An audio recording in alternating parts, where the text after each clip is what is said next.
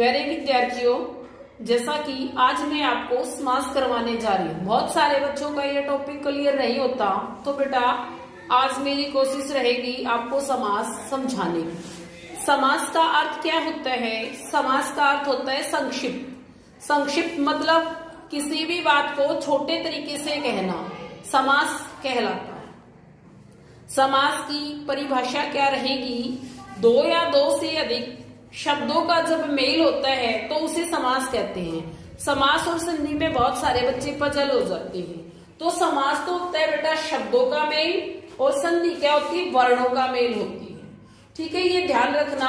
जैसे विद्यालय एक शब्द है हमारे पास, विद्यालय, तो विद्या प्लस में आलय, विद्या भी एक शब्द है और आलय भी एक शब्द है। इनको जोड़ा जाए तो क्या बना दिया हमने? विद्यालय बना दिया।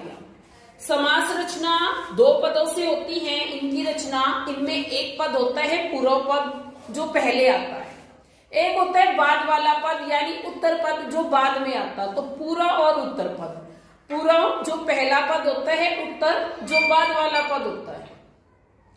समस्त पद होता है इसके अंदर। समस्त पद क्या होता है कि समास से जो पद बनता है, समास का जो पूरा पद होता है उसको हम समस्त पद बोलते हैं।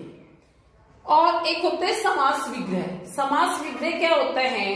जब जैसे कि समस्त पद पूरा का पूरा पद होता है जो समास कहलाता है, जब हम इसको अलग अलग कर देते हैं, इसके टुकड़े कर देते हैं, इसके अंगों को अलग अलग कर देते हैं, तो उसको हम समास विग्रह कहते हैं। जैसे हमारा समस्त पद तो हो गया प्रतिदिन, ठीक है ना, इसको समास बोलते हैं, पूरा समस्त पद बोला जाता है इसको।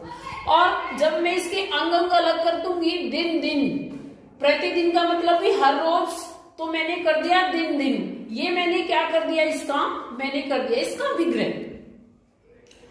बेटा आगे हैं समास के भेद। मुख्य रूप से समास के 4 भेद होते हैं। ठीक है, कहीं कहीं बुक्स में आपको 6 भी मिलेंगे, 6 भी होते हैं और 4 भी होते हैं। ये दो जो भेद यहाँ मैंने 4 दिखाए हैं, 2 भेद एक समास के पार्ट में होते हैं, वो मैं आपको आगे बताऊंगी। तो यहाँ मुख्य रूप से 4 पार्ट बताए हैं मैंने। एक समास बताया है मैंने, अविभाव समास। क्या है? अविभाव समास। एक नंबर 2 पे आता है हमारा तत्पुरुष समास। नंबर 3 पे आता है हमारा द्वंद्व समास। नंबर 4 पे आता है हमारा बहुब्रीहि समास। क्या आता है? बहुब्रीहि समास। तो अविभाव समास की आपको एक लाइन के अनुसार एक डेफिनेशन बताऊंगी इसकी, और जिसको वो लाइन याद हो जाएगी, ये लगा लो कि फिर जो है अविभाव समास को आप नहीं भूलोगे। तत्पुरुष समास के भी पार्ट होते हैं। भाई ये कौन सा तत्पुरुष है? कर्ण तत्पुरुष है या भाई अपादान तत्पुरुष है? द्वंद्व समास में क्या होता है? दोनों की बराबरी हिस्सा, दोनों बराबर के होते हैं, दोनों की सेम महत्ता होती है। बहुब्रीहि समास में क्या होता है बेटा? बहुब्रीहि समास में ना तो पूर्व पद का रोल होता है ना उत्तर पद का। इन दोनों पदों की महत्ता नहीं होती, किसी अन्य पद की ही महत्ता होती है। ये तो मैं आपको मोटे तौर से बता रही हूँ। अगली वीडियो में मैं आपको समास के जो 4 मुख्य भेद हैं उनकी डेफिनेशन और उनकी पहचान करवाऊंगी।